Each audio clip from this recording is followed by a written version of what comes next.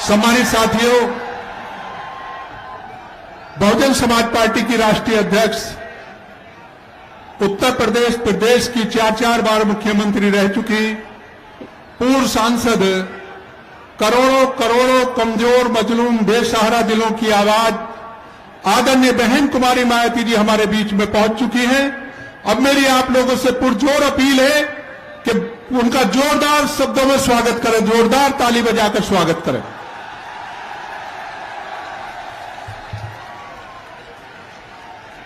अब मैं गुजारिश करूंगा आगरा सुरक्षित लोकसभा से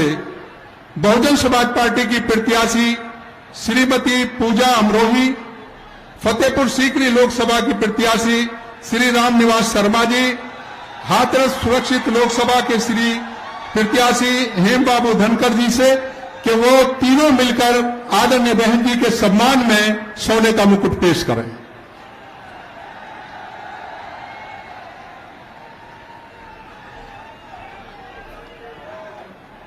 अब मैं गुजारिश करूंगा बहुजन समाज पार्टी की राष्ट्रीय अध्यक्ष आदरणीय बहन कुमारी मायावती जी से कि वो आए और इस चुनावी विशाल जनसभा को संबोधित करें। आदरणीय बहन जी।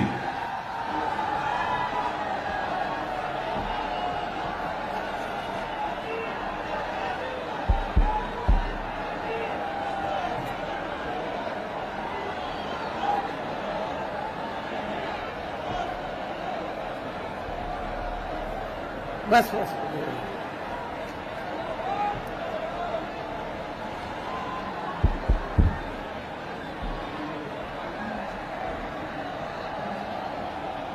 बीएसपी की इस चुनावी जनसभा में इकट्ठा हुए पार्टी के सभी छोटे बड़े पदाधिकारी एवं कार्यकर्तागण, आज आप लोग देश में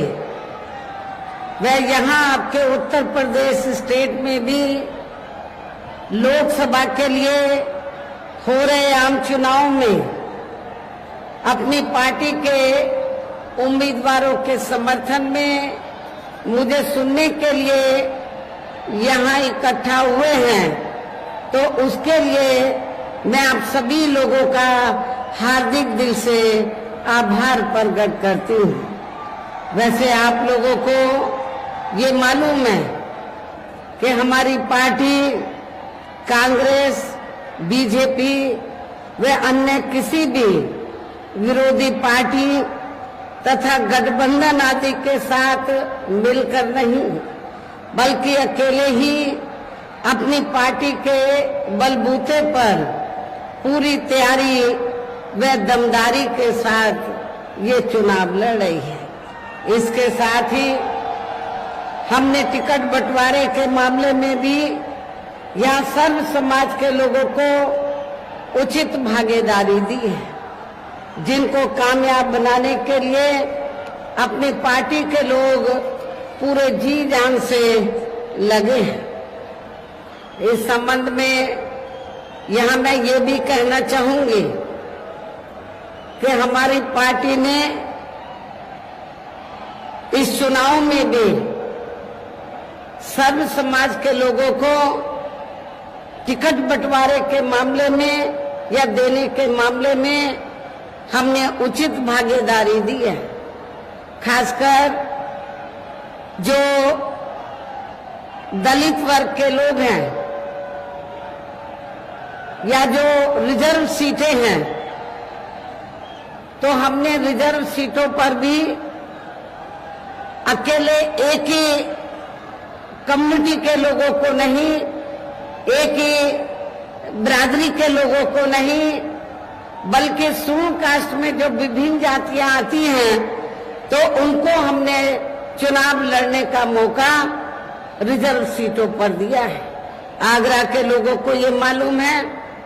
कि जब इस चुनाव से पहले आपके उत्तर प्रदेश में लोकल बॉडीज के चुनाव हुए थे और यहाँ मेयर का चुनाव हुआ, तो हमारी पार्टी ने अनुसूचित जाति में से एक वाल्मीकि समाज की महिला को मेयर के लिए चुनाव के मैदान में उतारा था। और आपकी ये आगरा रिजर्व सीट है, तो आगरा रिजर्व सीट से तो फिर हमने यहाँ पर तो जाटव समाज की महिला को चुनाव के मैदान में उतारा है। इसके नजदीकी ज्यादा दूर नहीं है, हाथरस लोकसभा की सीट है,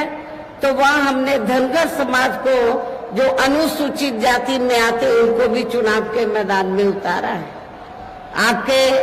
आगरा से लगी हुई फतेहपुर सीकरी की सीट है, तो यहाँ हमने अपर कास्ट समाज में से तो खास तौर से ब्राह्मण समाज के व्यक्ति को हमने चुनाव के मैदान में उतारा है। तो इस प्रकार से हमने टिकट बंटवारे के मामले में सर्व समाज के लोगों को बीएसपी में जुड़ने की उनकी तादाद को ध्यान में रखकर हमने उचित भागीदारी दी। हालांकि आज यहाँ आपकी इकट्ठा हुई अपार भीड़, वह भीड़ के जबरदस्त जोश को भी देखकर अब मुझे ये काफी हद तक भरोसा हो गया है कि पिछली बार की तरह इस बार भी आप लोग अपने प्रदेश से और यहाँ अपने क्षेत्र से तो लोकसभा चुनाव में अपनी पार्टी का बेहतर रिजल्ट जरूर लाएंगे। इसके लिए अब मैं आप लोगों का ध्यान कुछ जरूरी बातों की तरफ दिलाना चाहती हूँ और इस संबंध में विशेषकर मैं कांग्रेस, बीजेपी व इनके अन्य सभी सहयोगी दलों के बारे में ये कहना चाहूंगी कि आजादी के बाद शुरू में केंद्र व देश के काफी राज्यों में भी ज्यादातर सत्ता यहाँ कांग्रेस पार्टी के ही हाथों में केंद्रित रही है, किंतु इनकी अधिकांश मामलों में रही गलत नीतियों एवं गलत कार्य प्रणाली आदि की वजह से ही फिर इस पार्टी को यानी कि कांग्रेस पार्टी को केंद्र में काफी राज्यों की भी सत्ता से बाहर होना पड़ा है तथा यही स्थिति इनकी सहयोगी पार्टियों की भी बनी रही है, जिसके कारण ही फिर पिछले कई वर्षों से भारतीय जनता पार्टी व इनके सहयोगी दल केंद्र एवं काफी राज्यों की भी सत्ता में काबिज हो गए हैं, लेकिन इनकी भी ज्यादातर रही जातिवादी, पूंजीवादी, संकीर्ण, सांप्रदायिक व द्वेषपूर्ण नीतियों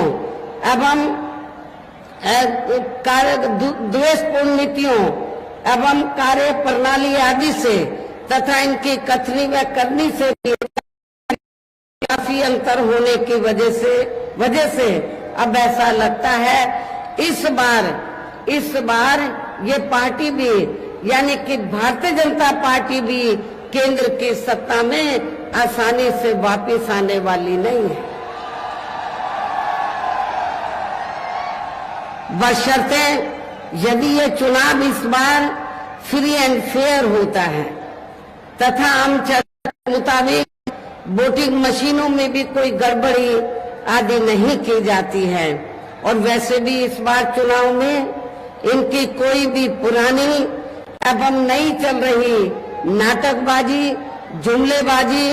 व गारंटी आदि काम में आने वाली नहीं है, क्योंकि अब देश की जनता काफी हद तक है कि इनकी पार्टी ने अब तक देश के विशेषकर गरीबों, कमजोर तबकों, मध्यम वर्गीय एवं अन्य मेहनतकश लोगों को जो इन्हें दिखाने के असंख्य प्रलोभन भरे वायदे किए हैं तथा अनेकों हवाई व कागजी गारंटी आदि भी दी है, तो उनका जमीनी हकीकत में अभी तक इन्होंने लगभग 1/4 हिस्सा कार्य भी नहीं किया है, बल्कि इसके स्थान पर इनका ज्यादातर समय व ताकत भी या इनके अपने चहेते रहे बड़े बड़े पूंजीपतियों एवं धन्ना सेठों को ही ज्यादा से ज्यादा मालामाल व धनवान बनाने में तथा इन्हें हर स्तर पर छूट देने व बनाने में ही लगी रही है,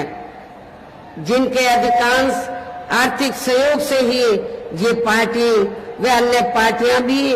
अपना संगठन चलाती हैं तथा चुनाव आदि भी लड़ाती हैं, जिसका काफी कुछ खुलासा बॉन्ड की आई रिपोर्ट से भी हो जाता है। इसके साथ ही अब ऐसा लगता है कि कांग्रेस पार्टी की तरह ही बीजेपी ने भी केंद्र की तमाम सरकारी जांच एजेंसियों का ज्यादातर राजनीतिकरण ही कर दिया है। इसके अलावा देश के किसान वर्ग भी वर्तमान बीजेपी की सरकार में शुरू से ही अपनी विभिन्न समस्याओं को लेकर काफी ज्यादा दुखी व परेशान रहे हैं और अभी भी हैं, जबकि यूपी में 4 बार हमारी पार्टी की रही सरकार ने इनके हितों का भी हर स्तर पर विशेष ध्यान रखा है। हमारी पार्टी की रही सरकार ने तो किसानों को खेती करने के लिए समय पर इनको सस्ते साधन उपलब्ध कराए और इसके साथ ही तो इनकी फसल का भी हमारी सरकार ने उचित दाम दिया है, जो अब आपको ना तो यूपी की सरकार में ना केंद्र की सरकार में नेशनल लेवल पर किसानों को ये सब राहत मिलती हुई नजर नहीं आ रही है। इतना ही नहीं बल्कि केंद्र में पूर्व की रही कांग्रेसी सरकार की तरह ही वर्तमान भाजपा सरकार में भी इनकी जातिवादी, हीन, सांप्रदायिक एवं पूंजीवादी सोच व नीतियों के चलते ही पूरे देश में सर्व समाज में से खासकर गरीबों, दलितों, आदिवासियों, पिछड़े वर्गों, मुस्लिम एवं अन्य धार्मिक अल्पसंख्यक समाज के लोगों का भी पूर्ण रूप से विकास व उत्थान आदि नहीं हो सका है। और इस संदर्भ में वैसे आप लोगों को ये मालूम है कि पूरे देश में यहाँ दलितों, आदिवासियों एवं अन्य पिछड़े वर्गों का सरकारी नौकरियों से अधूरा पड़ा आरक्षण का कोटा भी अभी तक पूरा नहीं भरा गया है। विशेषकर एससी व एसटी वर्गों के सरकारी कर्मचारियों का पदोन्नति भी अब काफी हद तक प्रभावहीन ही बना दिया गया है। और यहाँ मैं आप लोगों को ये भी बताना चाहती हूँ, जब यहाँ समाजवादी पार्टी की सरकार थी तो समाजवादी पार्टी की सरकार ने एससी व एसटी वर्गों के सरकारी कर्मचारियों का पदोन्नति में जो आरक्षण है इसको पूरे तौर से इसको खत्म कर दिया था। ये आप लोगों को इस बात की भी जानकारी होनी चाहिए। और इतना ही नहीं, जब इस मामले को हमारी पार्टी ने संसद में उठाया, एससी एसटी का जो पदोन्नति में आरक्षण है इसको प्रभावशाली बनाने के लिए संशोधन बिल लाने के लिए सरकार पर दबाव बनाया, तो उस समय सेंटर में कांग्रेस पार्टी पावर में थी। तो उस दौरान कांग्रेस और बीजेपी दोनों की मिली भगत से समाजवादी पार्टी को आगे करके इस बिल को पार्लियामेंट के अंदर फाड़ा गया। और इतना ही नहीं बल्कि बीजेपी और कांग्रेस पार्टी दोनों की मिली भगत से इस बिल को पास नहीं होने दिया, इस बिल को पास नहीं होने दिया। और इतना ही नहीं, आज जो खास तौर से आरक्षण को लेकर जो किस्म किस्म की बातें कही जा रही हैं, एससी एसटी ओबीसी के आरक्षण को लेकर कांग्रेस भी लंबी चौड़ी बातें कर रही है, बीजेपी भी, जबकि ये दोनों पार्टियां एससी एसटी ओबीसी के आरक्षण के खिलाफ हैं। ये दोनों पार्टियां नहीं चाहती हैं एससी एसटी ओबीसी के वर्गों के लोगों को आरक्षण का पूरा लाभ मिले। साथ ही केंद्र व राज्यों में भी विरोधी पार्टियों की रही सरकारों में इन सभी वर्गों को प्राइवेट सेक्टर में आरक्षण दिए जाने की व्यवस्था किए बिना ही इनकी सरकारों के ज्यादातर सरकारी कार्य अब प्राइवेट सेक्टर के जरिए ही इनके बड़े बड़े पूंजीपतियों व धन्ना सेठों आदि को ही दिए जाने के कारण अब इनको पूरे देश में आरक्षण का बहुत कम ही लाभ मिल पा रहा है। इसी प्रकार इनका अन्य और मामलों में भी शोषण व उत्पीड़न आदि होना अभी तक भी बंद नहीं हुआ है। इसके साथ साथ मुस्लिम व अन्य धार्मिक अल्पसंख्यक समाज के लोगों की भी हालत हर स्तर पर या काफी ज्यादा खराब व दयनीय ही बनी हुई है। इतना ही नहीं बल्कि पिछले कुछ वर्षों से केंद्र व अधिकांश राज्यों में भी बीजेपी व आरएसएस की सरकारों के चलते हुए अब इनका विकास व उत्थान आदि होना भी काफी हद तक बंद सा हो गया है। आए दिन इन पर खासकर आए दिन मुस्लिम व अन्य धार्मिक अल्पसंख्यक समाज के लोगों पर खासकर हिंदुत्व की आड़ में हो रही जुल्म जाति भी यहाँ काफी ज्यादा चरम सीमा पर पहुंच चुकी है। इसके साथ साथ अपर कास्ट समाज में से विशेषकर गरीब लोगों की भी हालत हमें कोई खास अच्छी नजर नहीं आती है। कहने का तात्पर्य ये है कि चाहे वीकर सेक्शन के लोग हैं या माइनॉरिटी हैं, अपर कास्ट समाज के लोग हैं, ये सभी लोग हमें काफी दुखी व परेशान नजर आते हैं। हर मामले में व हर स्तर पर हमें काफी दुखी व परेशान नजर आते हैं। इनके गलत कृषि नीतियों के कारण किसान वर्ग भी आए दिन आंदोलित ही रहता है। साथ ही इनके गलत आर्थिक नीतियों की वजह से देश की अर्थव्यवस्था पर भी इसका काफी बुरा प्रभाव पड़ा है, जिससे यहाँ विशेषकर छोटे एवं मध्यम वर्गीय व्यापारी वर्ग भी काफी ज्यादा दुखी व परेशान हैं। और अब केंद्र में पूर्व की रही सरकारों की तरह ही वर्तमान भाजपा सरकार में भी यहाँ पूरे देश में गरीबी, बेरोजगारी एवं महंगाई आदि भी लगातार काफी ज्यादा बढ़ रही है। देश में हर स्तर पर फैला भ्रष्टाचार भी अभी तक खत्म नहीं हुआ है। साथ ही अपने देश की सीमाएं भी अभी तक पूरे तौर से सुरक्षित नहीं है। ये भी बड़ी चिंता की बात है। ऐसे में अब आप लोगों को देश में हो रहे लोकसभा आम चुनाव में बीजेपी, आप लोगों को आम चुनाव में कांग्रेस, बीजेपी व इनके सहयोगी पार्टियों को भी केंद्र की सत्ता में आने से जरूर रोकना है। जिनकी गलत नीतियों व गलत कार्य प्रणाली आदि को आप लोग काफी हद तक आजमा भी चुके हैं।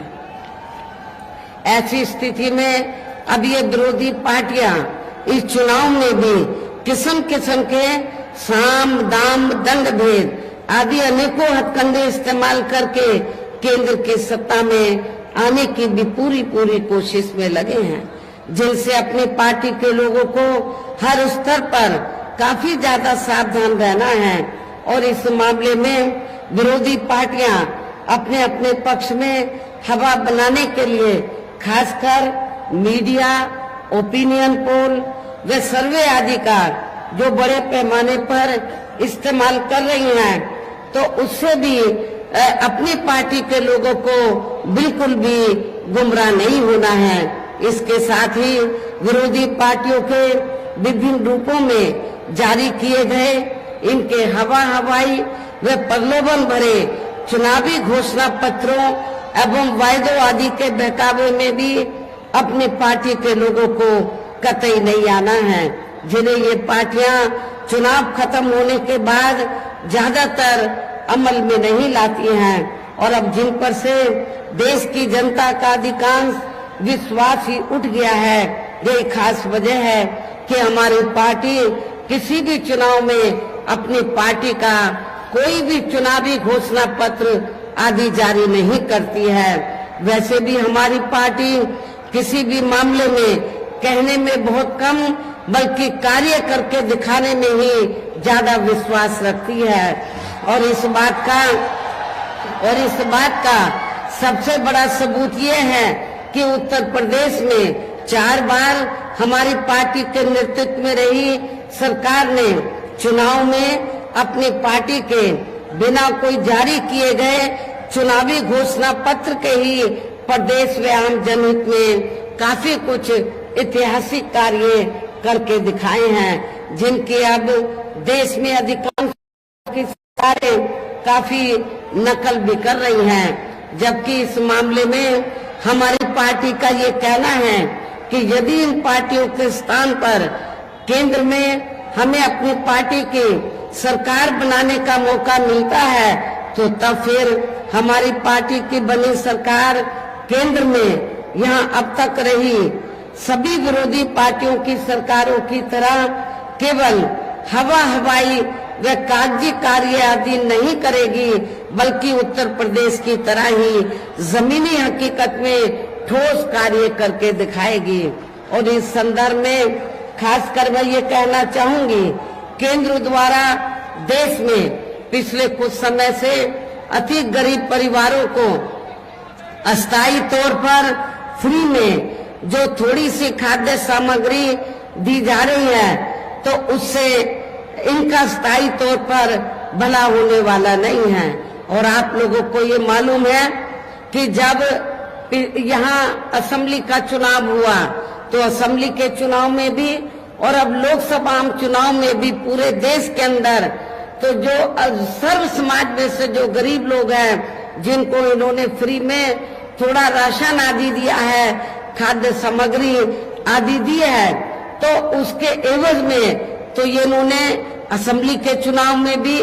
लोगों को गुमराह करने के लिए और अब लोकसभा चुनाव में भी तो बीजेपी और आरएसएस के लोग तो अपने कंधे पे थैला टांग कर तो गांव-गांव में घूम रहे हैं और क्या कह रहे हैं कि देखो श्री नरेंद्र मोदी जी ने तो आपको फ्री में राशन दिया है, तो आपके ऊपर मोदी जी का बहुत कर्ज है, तो आप कर्ज के रूप में तो आप ये जो कर्ज है तो इस चुनाव में आपको अदा करना है, वोट के रूप में बीजेपी को वोट देकर आपको ये कर्ज अपना अदा करना है। लेकिन मैं अपने ऐसे सभी लोगों को, गरीब लोगों को ये कहना चाहती हूँ कि वर्तमान में केंद्र की जो भाजपा सरकार ने जो गरीब लोगों को थोड़ा जो फ्री में राशन आदि दिया है, तो ये कोई बीजेपी ने अपनी जेब से नहीं दिया है, श्री नरेंद्र मोदी जी ने अपनी जेब से नहीं दिया है, बल्कि आप लोग जो यूपी गवर्नमेंट को या केंद्र की सरकार को जो भी टैक्स देते हैं उस टैक्स के पैसे से, टैक्स तो आपका है, टैक्स जनता देती है, तो जो पैसा आप लोग टैक्स के रूप में देते हैं उस पैसे से ये राशन दिया जा रहा है। इसमें बीजेपी का कोई एहसान नहीं है और ना ही श्री नरेंद्र मोदी जी का इनका कोई एहसान नहीं है, कोई कर्ज नहीं है। आप लोगों का ये पैसा है, आप लोगों ने टैक्स के रूप में इसको दिया, तो इसलिए आप लोगों को ये नहीं सोचना है कि हमने उनका नमक खाया है, ये नमक तो आप ही लोगों का है। आप लोगों ने टैक्स दिया, उससे आप लोगों को ये फ्री में राशन आदि दिया गया है, तो इनके बहकावे में आप लोगों को कतई भी नहीं आना है। ये भी मैं, और वैसे भी ये जो गरीब लोग हैं, वैसे भी इनकी ये जटिल समस्या देश में हर हाथ को काम देने से ही केवल दूर हो सकती है, जिसकी तरफ हमारी पार्टी की बनी सरकार विशेष ध्यान देगी। साथ ही देश में पिछले काफी वर्षों से आए दिन बढ़ रही गरीबी, बेरोजगारी व महंगाई आदि से भी